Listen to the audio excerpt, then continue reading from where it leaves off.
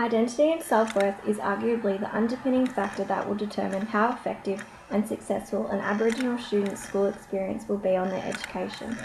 The New South Wales Review of Aboriginal Education identifies the importance of a positive sense of identity and belonging in the aim to improve attendance, retention, and academic performance in Aboriginal students.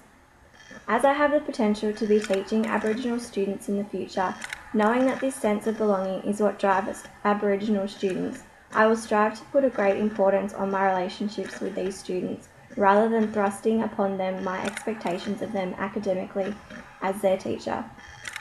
I have always been passionate about and believe that to earn the respect of others, you must respect others first.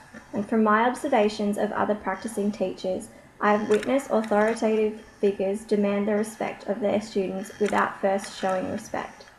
Throughout my studies, I have learned that this is also extremely important in Aboriginal families. Harrison identifies that the need for recognition is often a driving force in people's lives, and that Aboriginal kids will often want to be recognised by the teacher before they themselves recognise the teacher. And in my aid to build a partnership with my Aboriginal students in their learning, this is something that I will continue to be passionate about in my classroom.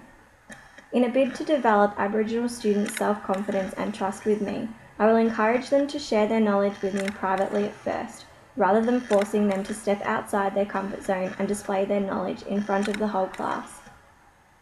One of the most effective ways of trying to teach something to children is by modelling it yourself. Therefore, when trying to encourage cross-cultural relationships with others, I will strive to work closely with the Aboriginal Education Officer or tutors if they are available at my school. Not only will this encourage cohesive learning and harmony in the classroom, but it will be an enriching resource which will provide a different perspective in teaching children the history of Indigenous Australians.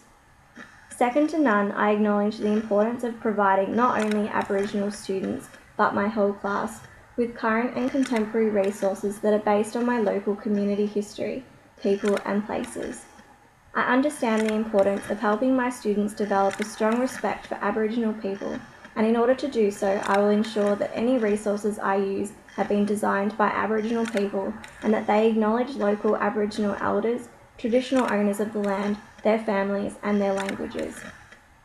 I will get to know the history of the Aboriginal people who live on the land where my school is, and I will reach out to the local Aboriginal community and look for opportunities to bring in members or elders to enrich my students' learning.